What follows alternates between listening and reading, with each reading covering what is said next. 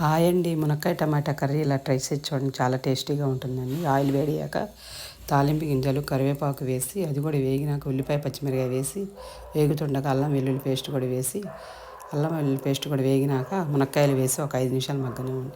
ఒక 5 నిమిషాలు ఉడికినాక ఉప్పు పసుపు వేసి కలిపి మూత పెట్టి ఒక 5 నిమిషాలు ఉడికినాక ముందుగా కట్ చేసి పక్కన పెట్టి టమాటాలు కూడా వేసుకొని కలిపి మూత పెట్టి ఒక 10 నిమిషాలు ఉడకనివ్వండి. 10 నిమిషాలు ఉడికినాక కారం కూడా వేసుకొని కలిపి అది ఉడుకుతుండగా కొబ్బరి, జీడిపప్పు, చెక్క, లవంగా వేసి ధనియాలు కూడా వేసి మిక్సీలో వేసి మెత్తగా పేస్ట్లా చేసుకొని ఆ పేస్ట్ని కూడా వేసుకొని ఒక గ్లాస్ వాటర్ పోసుకొని కలిపి మూత పెట్టి ఒక 10 నిమిషాలు ఉడకనివ్వండి.